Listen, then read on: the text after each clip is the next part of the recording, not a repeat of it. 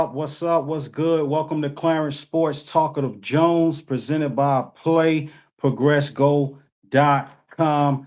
Thank you for downloading. Thank you for listening. I appreciate your support. Happy New Year. First show of the new year 2026. I appreciate your support. Follow me on social media. I definitely follow you back. Twitter X at underscore Clarence Jones, Instagram underscore Clarence Jones, YouTube Clarence Jones TV, website playprogressgo.com. All right, holla at your boy. Follow me on all those platforms. Give me a shout out. Let me know you follow me so I can follow you back. You know what I'm saying? It's a two-way street, not a one-way street. All right. So the first show, you know what I mean, a 2026, which is crazy. I haven't recorded since like December 9th. Our last episode was about I think college football playoffs, the chaos, all that. I wasn't even in the studio. I'm in the studio now, and I'm happy to be back in the studio looking at you on video. For those of you that's not getting the video side, you'll still be able to catch me on the audio side as well for this episode 153. But I'm doing something totally different. You normally don't hear me talk about my teams on my podcast. Okay, I normally talk about my teams on my platforms. But you know, if you didn't know, I'm a Pacers fan in the NBA. I'm a Falcons fan in the NFL. You can tell I'm rocking the gear now, the Matt Ryan jersey. I'm a Braves fan in baseball. College, I'm a South Carolina Gamecocks fan. Soccer, I'm starting to get a team. I haven't really announced it yet, but I'm searching for teams. But today, I'm on my Falcons. You know, we pretty hot right now. Okay, we hot right now in the media. We hot right now in the NFL world, sports world, football world, however you want to call it. And I got to get in on this before it gets even more crazy. It's already been crazy last week with the announcement that went down last Sunday, I want to say evening, and it's been crazy ever since. I want to dive right into this. If you're a Falcon fan, rock with me. You know what I mean? If you're not a Falcon fan, hey, rock with your boy. You know what I mean? Just, you know, listen to how things go down in our organization. You may be an Eagles fan. I got the Eagles background back here of Saquon Barkley, the Madden 26 Saquon Barkley cover, EA Sports edition. So that's what you're looking at in the back. But like I said, I'm not no Eagles fan. I'm just rocking this background because the background is really cool. You know what I'm saying? It looks good. All right. So back to my Falcons. I was going to do this in like 5 days. I was like, day one, I was going to give you something on the Falcons. Day two of this whole entire week. And I was like, you know what? Nah, I'm going to just try to go ahead and break everything down to you and maybe in two parts of a video. So let's dive right in. Raheem Morris, okay, fired. He was fired last Sunday evening. I was shocked as hell. I didn't thought that would, you know, make the big, you know, bus, you know, big news right away. I thought it would at least wait till a couple days, maybe that following Monday, maybe the next day. But Arthur Blank, our owner, he made the choice to go ahead and fire Raheem Morris. And let's dive right into it. Why was he fired? Okay. He had it coming. A change was definitely needed. But why was he fired? For lots of reasons. Not winning enough games. 8 and 9 is unacceptable. Back to back 8 and 9 seasons. I want to say, um, just making promises, and you know, in these media headlines, you know, in these press conferences, you're saying the same exact thing, and it just gets stale. It gets old, and like we all know how that go. After a while, you keep saying the same thing over and over again. It just like you know what I mean? I'm just tired of hearing it. And not only was I tired of hearing it as a Falcon fan, lots and lots of Falcon fans was tired of hearing the same. Well, we got to find a way. We got to find a way. We must find a way. We got to win these football games.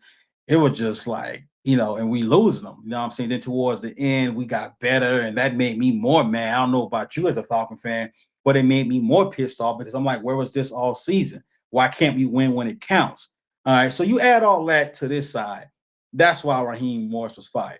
But you want to know another reason why he was fired that Arthur Blank not going to tell you. Most Falcon people that cover the Falcons on these platforms that do a great job, by the way, they not going to tell you why he was really fired.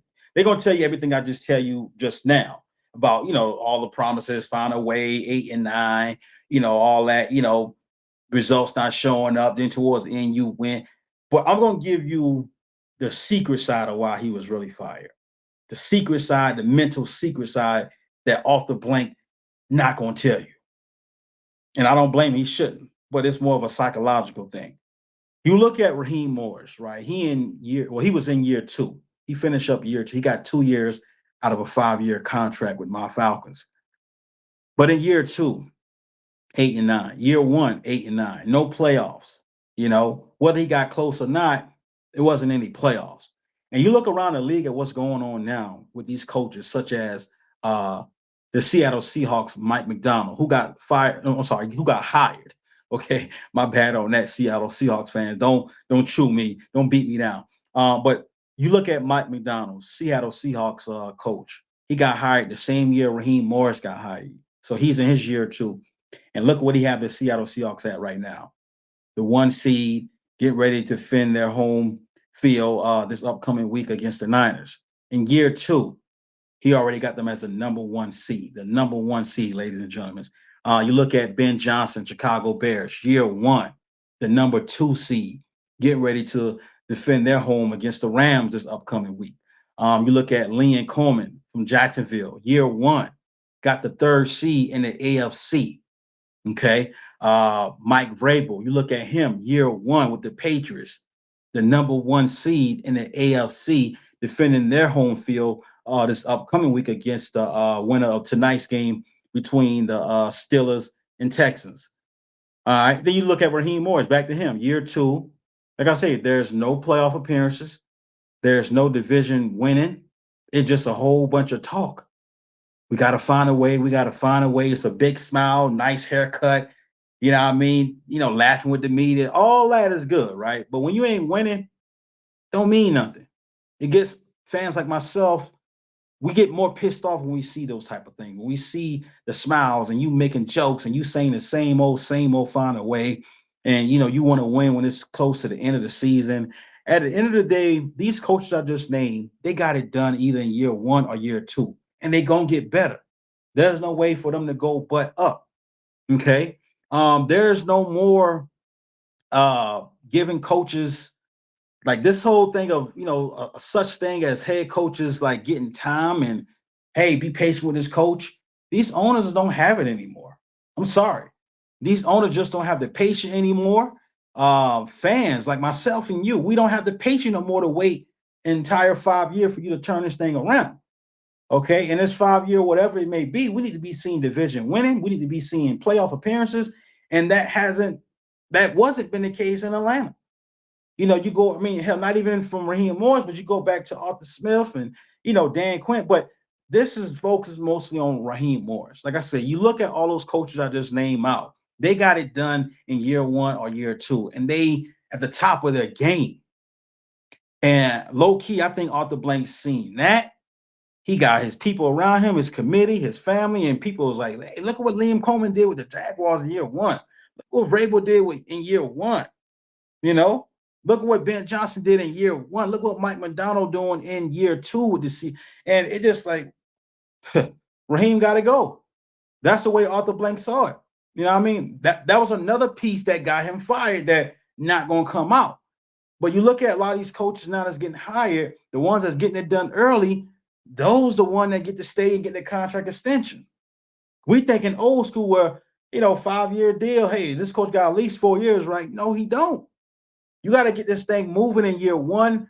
You damn sure better get it done in year 2. Year 1 better be you almost got your division or you won your division. Okay, year 2 need to be you make the playoffs. And those wasn't the case with Raheem Morris. You know what I'm saying? So I really think that's what played a part too. Like I said, along with, what I said earlier, but I think looking around the league and Arthur Blank, him and his friends, his committee, his business partners, like, man, you see what the Bears doing with Ben Johnson, Jags with Liam Coleman, Vrabel with the Patriots, Mike McDonald with hey, all that talking. They in year 1, they in year 2? Damn. We in year 2 with Raheem, and we ain't even made the playoffs. We ain't even won our division. He had to go. That's why he got fired as well.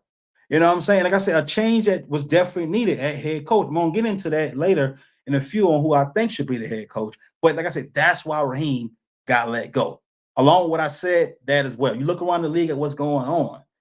Damn, coaches is making progress early and fast. There's no more time anymore. Even for first-round pick quarterbacks coming in. It don't matter if you're a first-round pick quarterback. You come in at the 2nd round. You come in at the 3rd round. You need to be progressing early. Ain't no more sitting on that bench riding it for 6, 7, 8 years or 9+ years, like how the Jordan Loves did or how Aaron Rodgers did, for Brett Favre and how Love did for Rodgers.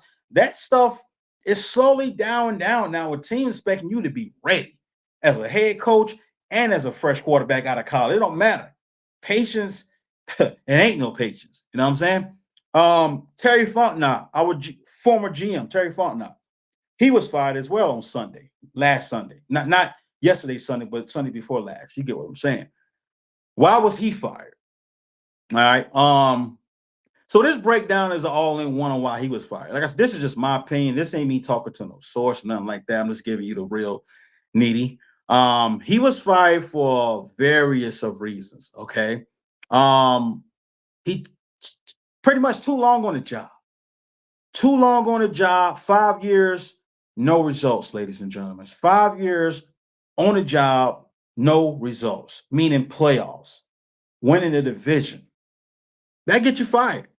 All right. Drafting talented players. Listen closely. Drafting talented players over best available players. It's a difference. He was drafting talented players over best available players. Now, of course, we needed B. John. Oh, Clarence, y'all ain't wanted B. John? Hell yeah, we do. But we can go into other picks like Kyle Pitts, the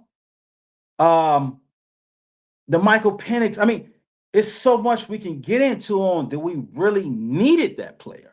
Yes, they talented, but I'm more of a fan of best available needed players. Who do we need? There's a difference between wants and needs. In sports, outside of sports, in life.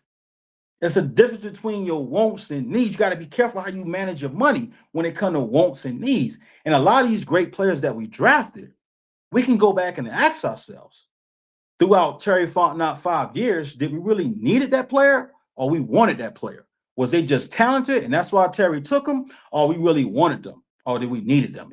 It can go either way, back and forth.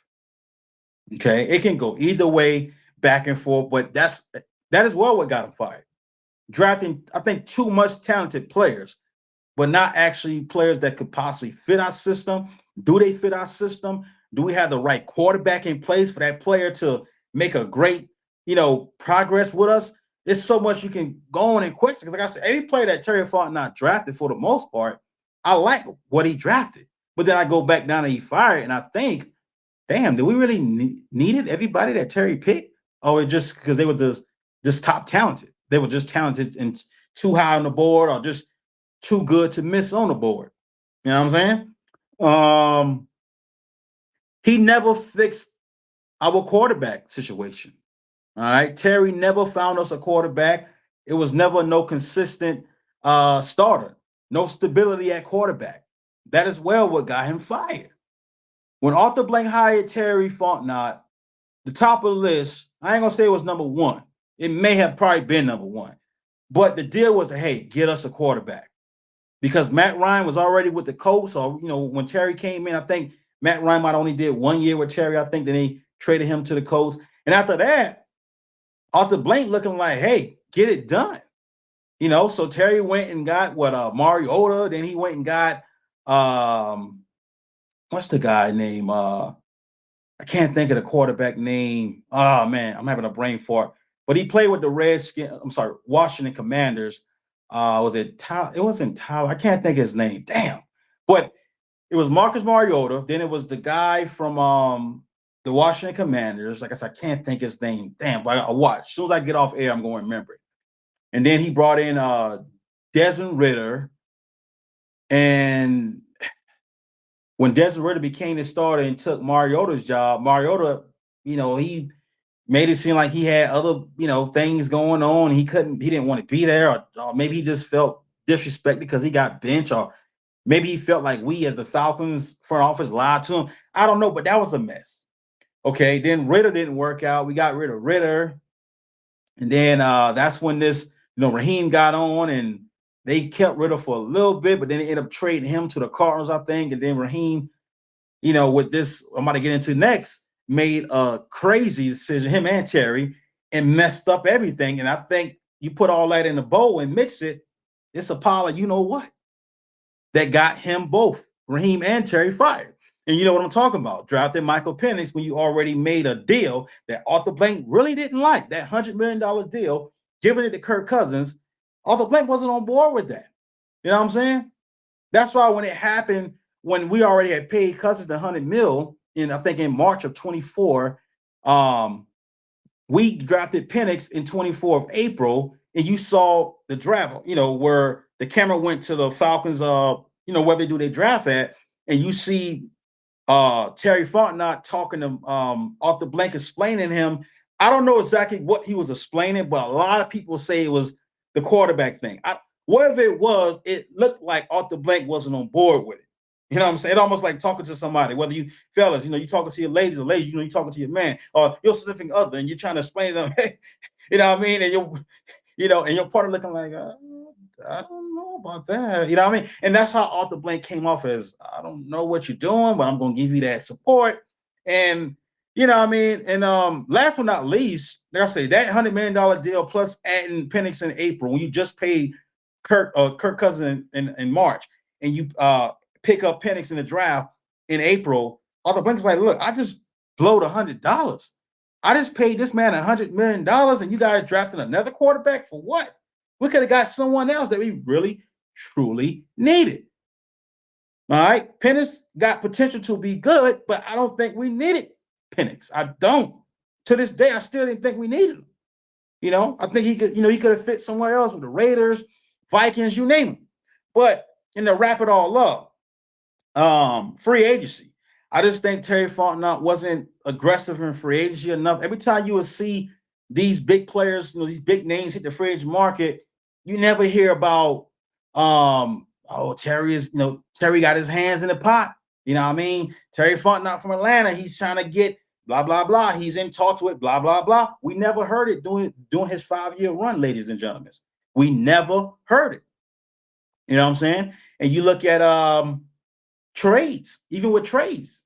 Anytime a trade would go on, or a player like a Myles Garrett or whoever would come out and say they want to trade, there was never any reports, hey, Terry Fontenot from Atlanta, he got his name in the pot. You know what I'm saying? He got his name in the pot. They coming out, he's really going to be aggressive and try to go after this free agent talk, that defensive end, that whoever, that wide receiver, you name it. Terry wasn't getting his name out there for us Falcons as GM. You got to be aggressive as a GM. You got to be aggressive. Anytime a big free agent hit the market or a big name hit the market, you got to be aggressive. Whether you got the money or not, you got to figure out something to try to get that money to make it all happen. That wasn't the case. You know what I mean? He was always just quiet, acting like being too cheap to try to go after players. Even if you don't have the money, even if you don't, as a Falcon GM, if Terry Fontenot felt like, we can't afford that player, still a conversation. You know what I mean? A conversation goes a long way. Believe it or not, a conversation goes a long way. And Terry wasn't doing that in free agency when they come to big trades. And like I said, you add all that in a pot bowl, it's a pot of, you know what? That's what got him fired. Those things right there, that 5-year run. You know what I mean? It's crazy. All right. Arthur Blank. Okay.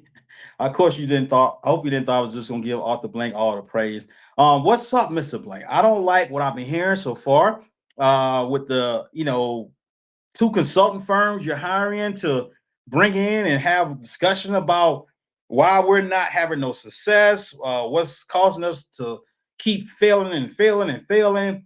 I mean, Arthur Blank, you got all those successful resources in your phone and your emails and your documents, everybody in the league. You can just reach out, man. You can reach out and just talk to Robert Kraft. I mean, whoever you want to talk to, Jerry Jones. Come on. Did you really have to waste some money on a consulting firm to figure out why we ain't having no success or why we keep failing? I didn't like that because it made me feel like I said, nobody's perfect. Of course, we're not always going to know what we're doing. Okay, even though we got the title, the job, some things we're not just basically, ladies and gentlemen, we're not going to know everything. But damn, I mean, I would have whether that been not leak, keep it on the low, like, hey, I'm bringing some consulting firms in here, but don't get it out to the media. You know what I'm saying? Don't tell the media. Also, as a Falcon fan since 1998, I'm like, damn, I don't like the sound of this. You make me think you don't truly know nothing, which I know that's a false. I know Arthur Blank knows a lot. Okay, but I just didn't like the way I felt like that should have been low key. That shouldn't have came out. Bringing in two different consult firms, one for a GM search, one for a head coach, but then you bring in things like some type of sports group coming in to tell him why the franchise is not having success, why we keep it. Come on, Blank. You know football, baby. You know, I mean, you got sources. Come on, you don't need to. It shouldn't have got out. Even if he did want to put in consulting firms to come in and figure out what's going on with us, it shouldn't have got out to the public. All right, on to Matt Ryan. I'm rocking a Matt Ryan jersey today. Always had love, respect, and appreciation for Matt Ryan. Loyal quarterback, dedicated to the franchise, gave it his all, a leader. And he's now the football president of operations, however we want to call it. He be in charge of finding us a head coach and GM. I guess Blank gonna be playing that role too, but I think Matt Ryan's gonna have majority of that search. Whether he's trying to get us a head coach and GM, he be leading the interviews. Whoever that head coach and GM may be, they're gonna, I guess, report to Matt Ryan. Matt and Arthur Blank is working on this coach and GM search. And my thoughts is this: I'm a little nervous because Matt Ryan, the player, wasn't. How could I say this without making? Oh man, you disrespected Matt Ryan. No, that's not what I'm doing, bro. It's not what I'm doing. What I'm saying is Matt Ryan, the player, wasn't that vocal far as getting talent in the building. So I'm worried about him being over football. Not saying, of course, Matt knows football, bro. You trying to say Matt don't know football? No. But I'm looking at Matt Ryan, the player. Matt Ryan just kind of stick with whatever, Terry, not Terry Fontenot, because doing Matt Ryan time with us, the GM was mostly Thomas Dimitrov. Yeah, Thomas Dimitrov. So but Matt Ryan never really came out vocally. Like I said, no report, as far as I know. I mean, I could be wrong on this, but public wise, hitting the media, Matt Ryan never came out and said, I want this player here for us. I want this player to come to Atlanta. You never heard no reports about Matt Ryan going to recruit whoever or talking in the offseason, trying to bring them to Atlanta. I think, I think Tony Gonzalez came on his own. I don't think Matt Ryan played a part. I could be wrong, but I think they was good friends. But like I said, when you think about it, look at players like Aaron Rodgers and Tom Brady from the NFL. Those guys, they pick their players. Remember when Aaron Rodgers got to the Jets, he damn near picked almost the whole entire Green Bay roster for as wide receivers go. He brought in Cobb. He brought in Devontae Adams. He brought in the other guy. I think it is, I can't think of his name. It was another guy he brought in from the Green Bay too. Remember when Tom Brady went to Tampa? He was out there recruiting. He was breaking rules, showing up at parks, at high schools, practicing early. He brought in Gronk, you know what I mean? And, he was able to put in his feed on who he wanted in Tampa. Those guys that does that while they're players, it makes me feel like as a GM or as a president, they're going to do an amazing job because look what they were doing as a player. They was basically playing the GM role as a player. All right. Even looking at going to the NBA, LeBron. You know what I'm saying? We know everywhere LeBron go, he picking his damn team. LeBron ain't just going to sign up, put on the damn jersey and play with what. No, LeBron going, hey, this guy here, hey, we need this guy here. LeBron gonna do some recruiting. He gonna get some vacations together and take that player. Hey man, let's team up, baby. Let's get these rings, baby. You know what I'm saying? So anywhere LeBron went, he picked his team. That's why people, oh man, he be stacking his team, man. And those championships are fake, man. He stacked his roster. Now, hey, you know what I'm saying? But that's why I'm saying, like, so when you think of the LeBrons, the Aaron Rodgers, and the like I say, Tom Brady, those guys will make good football presidents, president of operations, GM, just off the rip, they will. You know what I'm saying? Just because of what they did as a player. But when it comes to Matt Ryan, it's just like, I'm a little nervous. Of course, I got faith in my veteran quarterback, legend of the Falcons, you know what I'm saying? Now he's in his office role as president. I'm just a little nervous because Matt Ryan, the player, did a whole lot of recruiting and GM and scouting while he was playing. But like I said, can you imagine somebody like Aaron Rodgers or Tom Brady or LeBron being a GM? we know they will pick a great damn team because of how they did as a player. All right, but it doesn't mean that Matt's going to fail as a football president of operations. Doesn't mean that. So don't start thinking in your head, oh, Clarence already ain't got faith in Matt Ryan. He already, no. I want Matt to do good. But like I said, I can't help but think about sometimes when you're good as a player, it doesn't always show up as your front office role, as your executive GM. It don't show up. Sometimes, you be worse than what you were as a player. You remember Magic Johnson with the Lakers as a head coach? He was terrible. Michael Jordan as the Hornets GM, or was it Bobcats GM? He was terrible, but they were great players. And we thought just because, hey, you saw what they did, saw what Magic did with the Lakers, you saw what Jordan did with the Bulls. Oh man, they about to have the Lakers and Bobcats right. Magic Johnson didn't even like coaching. Jordan resigned or whatever. Jordan didn't want that role anymore. It was just they wasn't as same as they were in the game they played, as far as on the floor, on the court. And Matt Ryan could easily fall into that category. I'm praying that he don't. Okay, but most part, just think about it. Just look around. All the good players in sports, when they try to transfer to that office role, whatever administration, it didn't turn out. It didn't work out. Look at I think with Derek Jeter with the Miami Marlins, it didn't turn out good for him either. He whatever happened, he resigned. I got fired. I don't know, but he's much better as a broadcaster. I mean, so that stuff happened. And like I said, I'm praying it work out for Matt Ryan. I'm nervous, very nervous. But like I said, we got to understand, ladies and gentlemen, Falcon fans, Matt Ryan, the player, isn't going to be Matt Ryan, the president of football. All right, Matt Ryan, don't expect Matt Ryan, the player, to be Matt Ryan, the president. We don't know how Matt Ryan, the president, is going to be. We know Matt Ryan, the player, was a damn good, great player. Okay, that we would love to have back right now if he decided to come out of retirement. Okay, but we don't know how Matt Ryan, the president, is going to be. So that's why I'm saying relax. Don't just expect Matt to come in and think, oh, Matt be saying get effing set. Man, you remember when Matt said get effing set? Man, can you imagine what he going to do in that front office? No, bro, I can't. Because I'm not expecting that type of Matt Ryan. You are, not me. You are, not me. I don't know what kind of Matt Ryan we're going to get as the president. I'm still ready to see who he going to hire as head coach. Who he going to bring in as GM. All right, I'm in my head, I'm not looking at Matt Ryan, the president, as Matt Ryan, the player. And you shouldn't do that either, because if you're doing that, Falcon fans, if that's what you're doing, I'm telling you, you're going to set yourself up for a breakdown, a disappointment, a letdown. Man, Matt Ryan trash. Matt Ryan. No, give Matt Ryan a fair opportunity.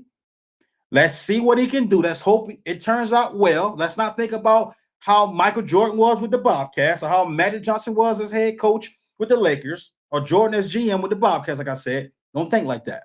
Let's give Matt Ryan a fair shot, a clean slate. But like I said, at the same time, I am worried because of him as a player. He did the recruiting and scouting and trying to bring players to Atlanta, like how Aaron Rodgers did with the Jets, Tom Brady with the Buccaneers. All right, I'm going to do a part 2. Next, this part 2 is going to be about who do I want to be my new head coach of my Atlanta Falcons. I'm going to get into